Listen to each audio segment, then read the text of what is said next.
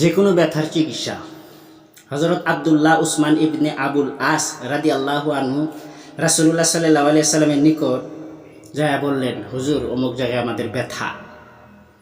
তখন রাসূলুল্লাহ সাল্লাল্লাহু আলাইহি সাল্লাম তাদেরকে বললেন যে তুমি তোমার দেহের ব্যথিত স্থানে হাত রেখে 3 বার পড়ো বিসমিল্লাহ এবং 7 বার পড়ো এই দোয়া।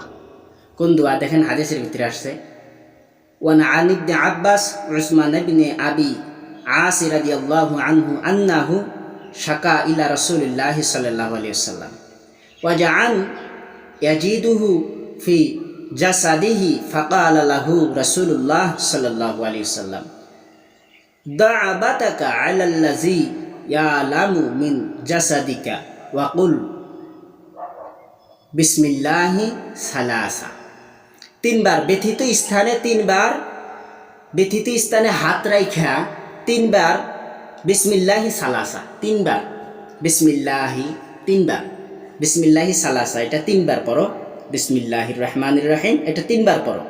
তার বাদে ওয়াকুল সাবআ মাররাতি এবং 7 বার মাররাতি এবং 7 বার পড়ো আউযু বিইজ্জাতিল্লাহি ওয়া কুদরাতিহি মিন শাররা মা আজিদু ওয়া উহাজির, এটা 7 বার পড়ো।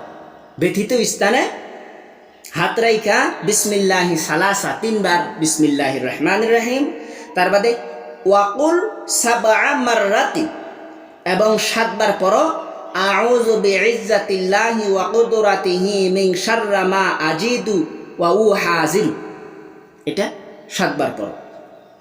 অর্থাৎ আল্লাহর ইজ্জত এবং কুদরতের আশ্রয় গ্রহণ করতেছি সেই মন্দ থেকে যা আমি পাচ্ছি এবং যা থেকে আমি ভয় করতেছি।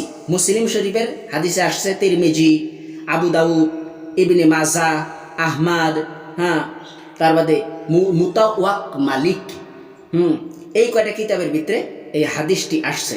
ইনশাআল্লাহ আমরা এই আমলটি করব। যে জায়গাতে ব্যথা অনুভব হয় সেই জায়গাতে আমরা হাত রাইখা আমরা বিসমিল্লাহির রহমানির রহিম 3 বার, তার বাদে 7 বার আউযু বিইজ্জাতিল্লাহি ওয়া কুদরাতিহি মিন শাররা মা আজিদু ওয়া উহাজিরু, এটা 7 বার পড়মু ইনশাআল্লাহ। আশা রাখা যায় যেহেতু হাদিসের ভিতরে নবী বাতাইছে এটা সত্য, ইনশাআল্লাহ আল্লাহ শেফা দান করবে।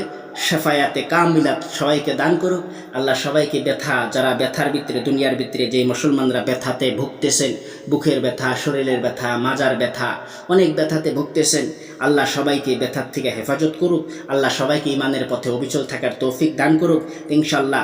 আমরা সবাই যারা ব্যথাতে জড়িত তারা আমরা এই আমলটা করবো ইনশাআল্লাহ।